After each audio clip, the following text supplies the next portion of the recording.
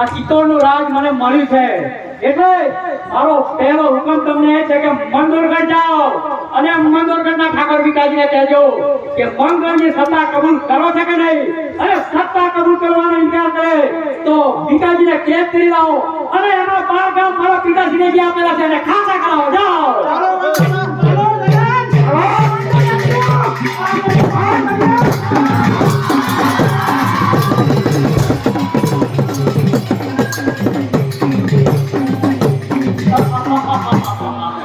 મારા પિતાજીએ મને નમ્ર સમજી અને નિમેકી ચિત્તોડનું સિંહાસન મને સોંપ્યું છે.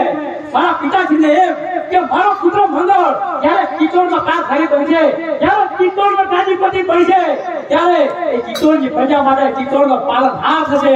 પણ નહીં, મારા પિતાજીએ ભૂલી ગયા કે મંગળ એ ચિત્તોડની પ્રજાનો પાલનહાર નહીં, પણ ચિત્તોડની પ્રજાનો પાલનહાર છે. ના સૈનિકો, દુશ્મનને દોસ્ત બનાવીને અમૃત દેખાડીને દુશ્મન જે પાટા શીખો, અને જીવીને ન મળે વિજય તો હાની સુધી કાળા કાપતા શીખો.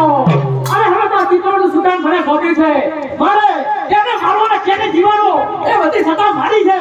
મારે હવે હું જોઉં છું કે કોઈ તાકાત છે કે મારી સામે આંગળી કરીને જોઈ શકે.